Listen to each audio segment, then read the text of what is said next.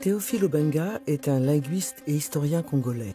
Spécialiste de l'Égypte ancienne, disciple de son illustre collègue sénégalais Cheikh Anta Diop, il est l'un des premiers chercheurs africains à déchiffrer couramment les hiéroglyphes et à maîtriser le copte, dérivé de la langue des pharaons. Il a mis en évidence leur parenté avec plusieurs familles de langues africaines. Le professeur Obenga, désormais installé à Brazzaville, a enseigné les civilisations africaines à San Francisco et dirigé le Centre international des civilisations bantoues, le CICIBA, à Libreville.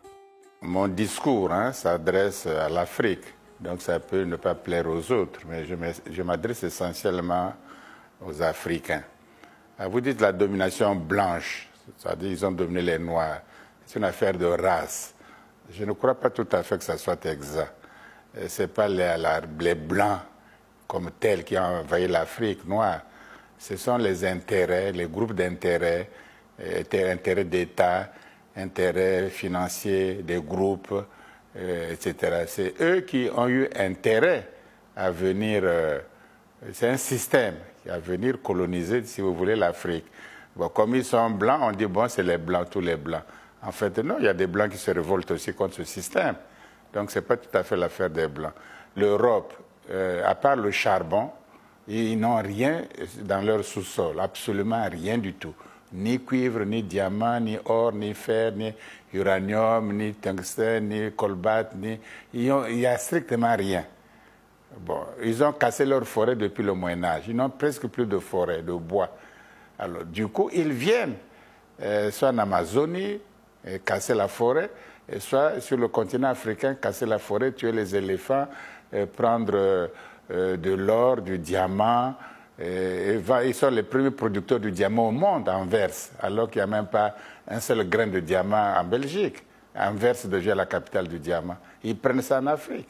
Et comme ils avaient une certaine supériorité technique, bon, ils ont dominé. Et quand vous subissez ça un siècle entier, si vous ajoutez encore l'apartheid, et avant, il faut ajouter au moins 6 siècles d'esclavage, des millions et des millions, au moins 500 millions d'Africains sont partis en esclavage dans le Nouveau Monde, soi-disant. Alors, vous comprenez que l'Afrique était complètement déstructurée, complètement détruite, complètement. Et il faut féliciter les Africains qui, en un siècle, ont rattrapé quand même. Nous sommes nombreux maintenant, on occupe l'espace, et dans 20 ans, peut-être, on sera peut-être 1 milliard et quelques.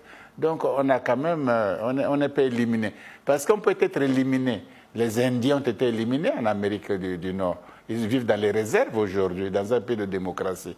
Ils vivent dans les réserves. Donc, on les a éliminés, on les a écartés de la richesse nationale du pays, etc. On les a écartés. La même chose en Amérique latine, c'est les Espagnols, les Portugais qui dirigent là-bas. L'Espagne n'a rien, le Portugal n'a rien, mais là-bas, ils sont tout riches. Ils ont éliminé, tué tous les Indiens, les mettre dans les forêts, les réserves. C'est ça la violence de l'histoire de l'Occident, une violence extraordinaire. Les conséquences sont énormes parce que d'abord, c'est l'être humain qu'il faut détruire. Quand vous détruisez l'être humain, vous lui créez des réflexes. Aujourd'hui, nous avons des réflexes. Imaginez-vous, voilà la différence. Est-ce que le président Kwame Nkrumah peut prendre l'argent de l'Union européenne pour financer l'Union africaine? C'est impossible. Sankara ne peut pas le faire, Lumumba ne peut pas le faire, Sékou Touré ne peut pas le faire. Aujourd'hui, on le fait. Donc l'Europe continue à dominer. Comment voulez-vous, comme si l'Union européenne payait une union asiatique? C'est comme si l'Union européenne payait une association américaine. Comme si l'Union européenne payait une association, je ne sais pas, ils ne payent même pas la Grèce. Et ils viennent, vous payez l'Union africaine. Mais ça, c'est le plus grand crime. La même chose, quel est le pays du monde qui était malheureux, arriéré, pas développé, et la Banque mondiale, le FMI sont venus pour le développer. Aucun pays. Et puis, on fait semblant de mettre quelques Africains dans ces structures pour les envoyer en Afrique. Pour que la Banque mondiale, le FMI, n'envoie pas les Africains qui travaillent là-bas en Chine, ou en Corée, ou en Indonésie, ou en Afghanistan, ou en Australie. Pourquoi ils n'envoient pas? Parce que c'est la colonisation. Et puis ces Noirs sont certes compétents, mais ils appartiennent à un système qui détruit l'Afrique. Comme si pendant l'esclavage, un autre noir peut surveiller les noirs esclaves sur la plantation. Il n'est pas moins esclave, hein, même s'il surveille. Donc les Africains qui travaillent dans les banques mondiales, ils sont esclaves comme nous. Ils sont aussi colonisés, c'est les illusions simplement. C'est ça le problème. Donc on a détruit la confiance. On a créé des réflexes de subordination, des réflexes de besoin de maître. L'esclave a toujours besoin du maître, il ne peut pas être libre. Et on leur donne le pays, ils viennent, on fait les accords, on fait ceci, ils font ce qu'ils font, c'est pire même qu'avant.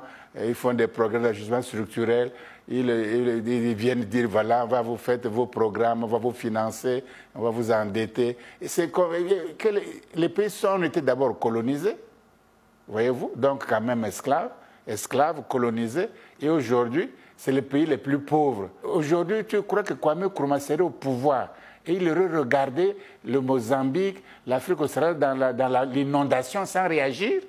Le président LCC, il est président de l'Union africaine, il ne réagit pas. Hein? Aucun pays africain ne réagit. Et c'est des 700 000 personnes qui meurent.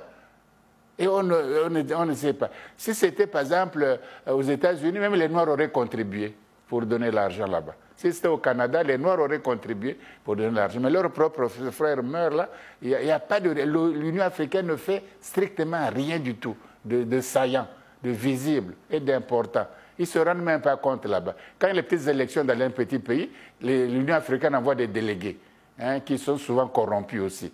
Mais maintenant, quand il y a l'inondation, des catastrophes comme ça, l'Union africaine n'envoie même personne pour regarder, pour voir. Vous voyez que c'est des structures qui sont manipulées et qui n'ont rien d'africain et qu'il faut souhaiter que ça disparaisse, que d'autres structures, d'autres Africains viennent. Parce qu'il n'y a même pas de patriotisme. Et voilà, le problème, c'est les séquelles. C'est qu'on n'arrive pas à être soi, à avoir confiance en soi. Aujourd'hui, les États-Unis d'Amérique, avant tout le monde, au XVIIIe siècle, ils ont vu clair, les dirigeants là-bas. Ils ont saisi, ils ont eu un idéal. Il faut faire un État fédéral. D'autres ont voulu, d'autres n'ont pas voulu. Ils sont parvenus à faire un État fédéral. Puissance, avant tout le monde. Et ils dominent. Les Chinois, après la longue marche de Mao Tse-tung, quand ils ont installé le Parti communiste en Chine, ils ont un idéal. Il faut un idéal, un grand pays, plusieurs milliards d'habitants. On va faire quoi avec ça? Il faut qu'on se construise, qu'on soit discipliné, qu'on travaille et qu'on ait notre place dans l'humanité. Les États africains aujourd'hui, les États-nations, il n'y a aucun idéal. On fait la santé, on fait l'école, on fait quelques routes, on fait le... Mais quel est l'idéal de ça? Quel est l'idéal? Il n'y a pas d'idéal. Et quand il n'y a pas d'idéal, vous ne pouvez pas avancer. Vous tournez en rond, vous faites les élections, vous changez les constitutions, on vous applaudit, vous tournez en rond les partis politiques, on met en prison, on libère, on fait ceci, on fait des alliances. Ça ne va pas loin, ça ne va pas loin, ça ne dégage pas les énergies d'une nation, les énergies d'un pays, ça ne dégage pas. Tu vois, parce que il n'y a pas d'idéal. Il faut un idéal pour se développer. L'idéal de l'Afrique, c'est avoir un gouvernement continental, fédéral. C'est ça qui va sauver. Le pays est grand maintenant. Les États-Unis sont grands. Ils contrôlent même l'Amérique latine, le Canada, le Mexique, tout ça. Ils sont puissants. Ils contrôlent même l'Europe parce qu'ils ont l'Alliance Atlantique, etc. Et Trump, quand il parle, tout le monde panique. Hein. Quand il dit nous commercer avec l'Iran, celui qui va faire avec l'Iran, il boycotte. Ils ne vont pas, ils ont peur. Parce que les États-Unis en parlent. Ils sont puissants. Il suffit de dessiner un idéal. Il faut faire les universités africaines, parce que nous sommes même dans la modernité. Il y a les sciences, les savoirs modernes, c'est très compliqué, c'est scientifique. Si nous voulons vivre même ça, au lieu d'envoyer toujours nos éléments en Europe, enfin à l'extérieur, on peut commencer par faire des grandes universités sur le continent africain, au moins ça. Et puis pas seulement pour un pays, mais pour une région ou pour le continent. Et puis former la jeunesse. Et puis ils vont grandir avec d'autres idéaux, avec d'autres sentiments patriotiques. Et ils pourront plus tard, parce qu'il y a le changement, les jeunes au respect éternel, on s'en va. Donc peut-être les futures générations, ayant été éduquées dans un certain patriotisme panafricain, pourront en ce moment créer d'autres structures africaines. Je crois qu'il ne faut plus que les banques mondiales, le FMI, viennent sur le continent africain. Il faut les interdire strictement, qu'ils ne viennent plus. Il ne faut pas qu'ils viennent, parce qu'ils ne pourront jamais, au grand jamais, développer l'Afrique. C'est impossible. la Banque mondiale voulait vous développer, qui n'ont fait qu'un plan d'ingénieurs. Voilà, pendant 5 ans, 10 ans, nous allons former des ingénieurs africains dans l'agronomie, dans l'industrie, dans l'énergie, etc., dans les transports. On va former les ingénieurs africains. Voilà un plan qu'il faut faire. Mais il vous parle des problèmes d'ajustement structurel. Il ne faut pas augmenter les salaires, il faut pas faire les écoles, il ne faut pas faire les hôpitaux. Tu as déjà vu le FMI parler de l'école ici en Afrique? Ils n'aiment pas ça.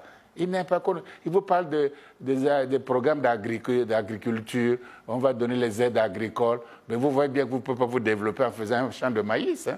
C'est un idéal.